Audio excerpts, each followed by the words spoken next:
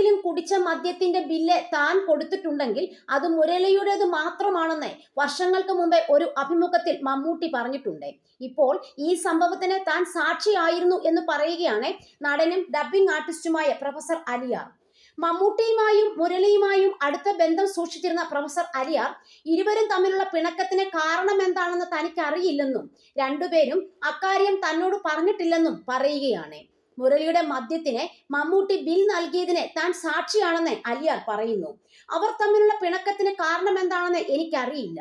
രണ്ടുപേരും എന്നോട് അക്കാര്യം പറഞ്ഞിട്ടില്ല. മമ്മൂട്ടി തിരുവനന്തപുരത്ത് വരുമ്പോൾ മുരളി സ്ഥലത്തുണ്ടെങ്കിൽ കാണാൻ ആഗ്രഹിക്കും. വരികയും ദീർഘനേരം സംസാരിച്ചിരിക്കുകയും ചെയ്യും. സിനിമകളിൽ ഒരുമിച്ച് അഭിനയിക്കുകയും വലിയ അടുപ്പവും ലോഹ്യവും ഒക്കെയായിരുന്നു.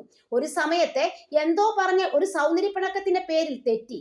എനിക്ക് രണ്ടുപേരുടെയും സ്വഭാവം കുറച്ചൊക്കെ അറിയുന്നത് കൊണ്ട് മുരളി ആയിരിക്കാം അതിന് കാരണക്കാരൻ എന്ന് എനിക്ക് തോന്നുന്നു.